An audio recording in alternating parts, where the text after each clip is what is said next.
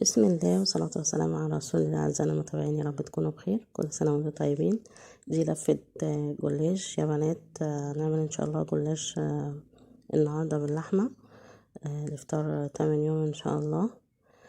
طبعا انا لفة الجلاش انا عديتها علشان اقسمها، يعني يبقى نص تحت اللحمة ونص من فوق. انا بحبها متساوية كده يعني، فانا عديتها وقسمتها وبرصها زي ما انتوا شايفين، راق راق كده، ومسحة بسيطة بالفرشة. بمسح كل راق بسمنة علشان تبقى مورقة وجميلة. انا ما بحبش احط السمنة في الاخر والكلام ده.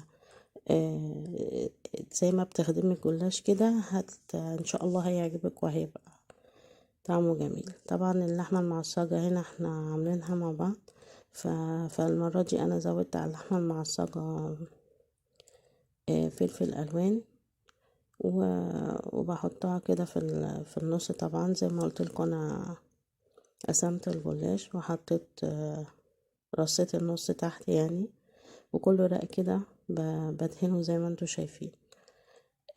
فضلا لو وصفاتنا بتعجبكم تعملوا لنا اشتراك في القناة.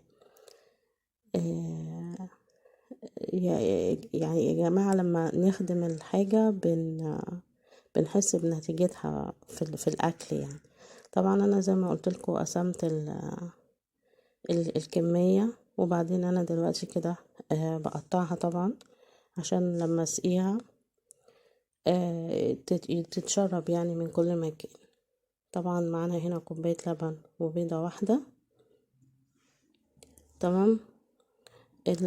البيضة طبعا بحط عليها الفلفل الاسود والملح، وزي ما احنا متعودين معلقة خل صغيرة كده مع البيضة، عشان زي ما قلت لكم الخل مع البيض بيدي نتيجة حلوة يعني، مش بيعمل ريحة خالص للبيض يعني في الأكل.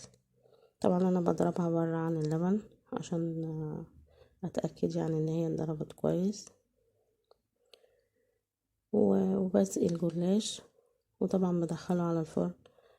بيقعد حوالي نص ساعة من تحت و10 دقايق من فوق، أو زي ما تحبي يعني. وفي دقايق بتكوني عاملاها. زي ما قلت لكم انا كنت عامله كميه لحمه معصجه كده، فبعمل منها كذا طبق يعني، خصوصا للستات اللي بتشتغل. فالطبق ما شاء الله ما خدش دقايق يعني، وكان اتعمل. وكل سنه وانتم طيبين.